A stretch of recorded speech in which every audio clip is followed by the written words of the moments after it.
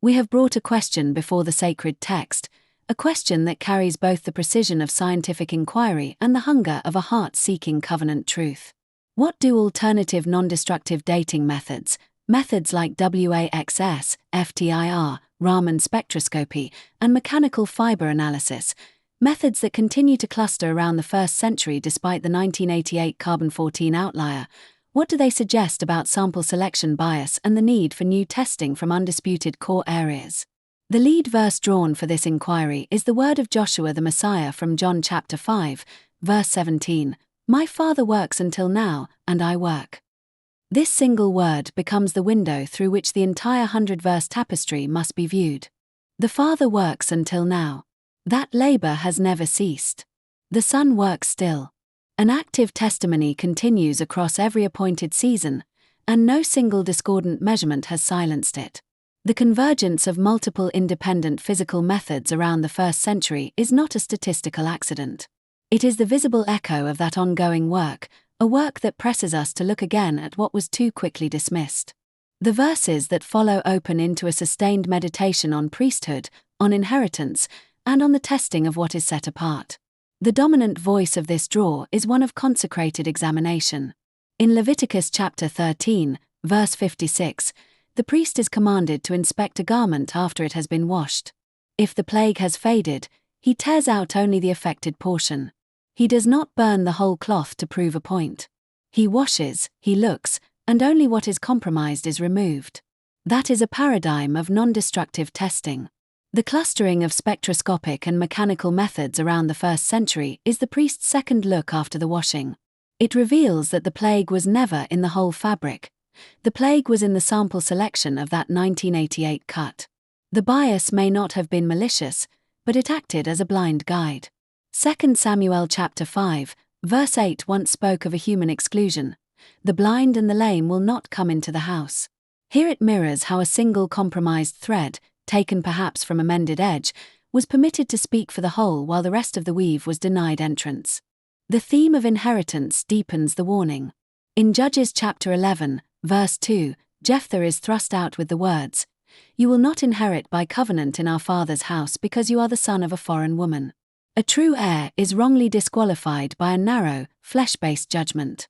The alternative dating methods converging on the 1st century are that disinherited voice now returning to claim its place. The question of undisputed core areas is the question of the rightful inheritance. Where is the portion that has not been mingled with repair threads, with fire damage, with the hands of restorers? The draw presses toward that core. David's charge to Solomon in 1 Chronicles chapter 22, verse 19 becomes a summons for this moment. "Now set your heart and your mind to seek Yahweh Elohim. Arise therefore, and build the consecrated place of Yahweh Elohim, to bring the ark of the covenant of Yahweh, and the holy vessels of Elohim, into the temple that is to be built to the name of Yahweh." New testing from undisputed core areas is an act of building that consecrated place. It is not the worship of linen. It is bringing what has been set apart into the light where it may testify. The priestly heartbeat of the draw is unmistakable. Ezekiel chapter 44, verse 12 warns of those who ministered before covenant-defiling idols and caused the house of Israel to stumble. When a single data point is elevated to the status of an idol, when its pronouncement is allowed to override the chorus of other witnesses, that ministry becomes a stumbling block. The draw does not deny that the outlier exists.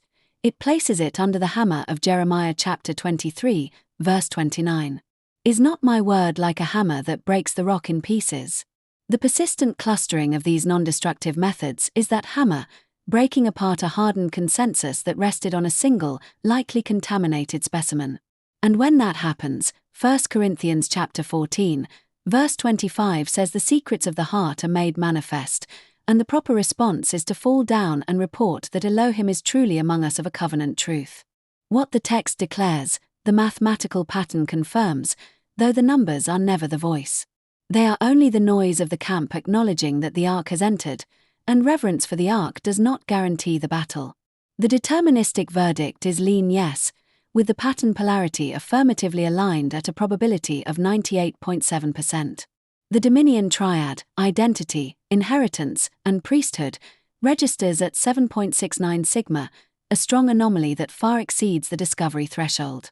Priesthood alone is the single loudest channel at 3.6 sigma, fitting for a draw centered on consecrated examination. The convergence confidence index sits at 88%, with all 6 channels active. The data shows a statistically confirmed non-random pattern across multiple independent channels. The convergence exceeds the strong anomaly threshold with multi-channel confirmation, and the pattern survives false discovery rate correction. These measures do not verify any external claim about an artifact's date. They confirm only that the drawn text speaks coherently and forcefully in the direction of yes. So what do these alternative methods suggest? They suggest that the 1988 carbon-14 outlier is a covenant violation in the realm of testimony, a single voice that was allowed to drown out the many. They suggest that sample selection bias has kept the true witness from the house, and that the priestly duty now is to examine the undisputed core, to tear out whatever is plague-stricken, and to let the clean fabric speak. The need for new testing is not a demand for a sign.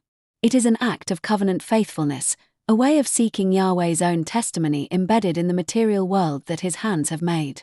As Psalm 24, verse 5 says, he will receive the sacred blessing from Yahweh, and covenant faithfulness from the Elohim of his salvation. The one who seeks that blessing will not be afraid of a thorough and reverent examination. Attention must be named. The draw also contains the somber word of Ecclesiastes chapter 10, verse 8. He that digs a pit will fall into it, and whoever breaks a hedge, a serpent will bite him. Pursuing physical proof can become a pit if the heart demands its certainty from a relic rather than from the living Elohim. The linen, whatever its age, is not the Messiah, and the camp that had the ark still fell in the days of Eli. The convergence of methods around the 1st century is a strong and gentle wind, but it is not the anchor. The anchor is the one who said in John chapter 15, verse 5, I am the vine, you are the branches. He that remains in me, and I in him, the same brings forth much fruit, because without me you can do nothing. So let the testing be pursued. Let it be pursued as Ebed-melech pulled Jeremiah from the dungeon, with quiet courage, not with the cry of those who rule among fools, as Ecclesiastes chapter 9, verse 17 reminds.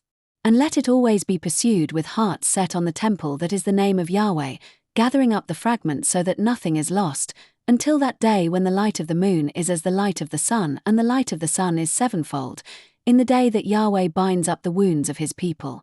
The verses drawn in this Shield 17.14 session were John chapter 5, verse 17.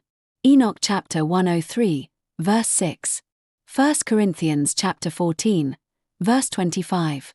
2 Samuel chapter 5, verse 8. 2 Timothy chapter 2, verse 20. Isaiah chapter 30, verse 26. This concludes today's interpretation under the Shield